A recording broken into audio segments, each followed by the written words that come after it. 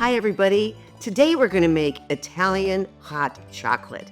This is Nonna's Italian Kitchen with Roz Corieri. And here are the ingredients, which you can also find located on the blog and down in the link below. Okay, let's begin by adding the milk with cornstarch. And this is going to make a slurry. So you want to stir it until there's no more clumps. And then to a hot pan, add the milk. And then you want to add the cornstarch slurry that you just made to the warm milk. Now you want to add your broken up chocolate pieces. And you want to stir this constantly until the chocolate and the milk mixture is completely well blended. This is only going to take a few minutes. And now you're going to add the dark cocoa powder. And what this does is make this hot chocolate extra rich and delicious.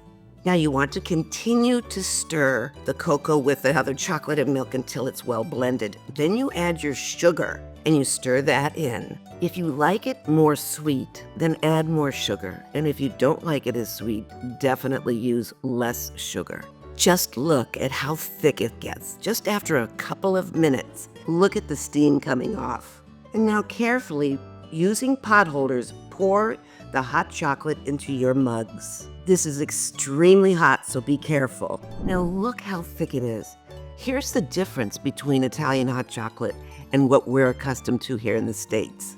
It's wonderful. You're gonna love this. And last, top it off with some fresh whipped cream. Buon Appetito. Thanks for watching. I hope you subscribe.